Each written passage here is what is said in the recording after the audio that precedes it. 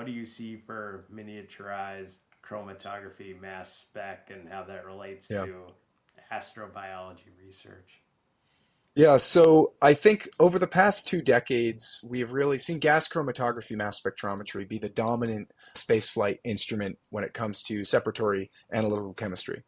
What I'd really like to see is a shift towards other types, particularly capillary electrophoresis, and also some maybe non-separatory methods, things that are direct injection, high resolution mass spectrometry.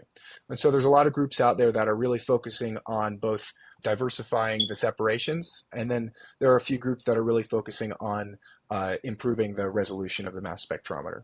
I think that the next missions that go out to places like Enceladus are really going to have much more powerful mass spectrometers. I hope someday to see an Orbitrap out there.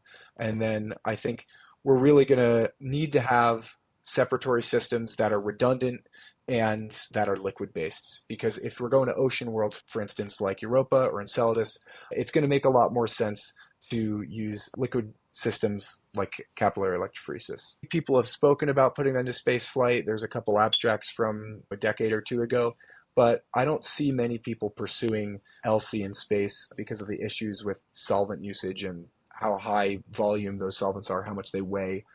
I think whether it ends up going capillary electrophoresis or whether it ends up going just, other method, the most important thing is higher mass resolution and understanding those analytical impacts of the sample that you're collecting. So if there's salts in your sample, or if your sample has a number of other different pH changes that you didn't expect, I think that's an important aspect. Absolutely.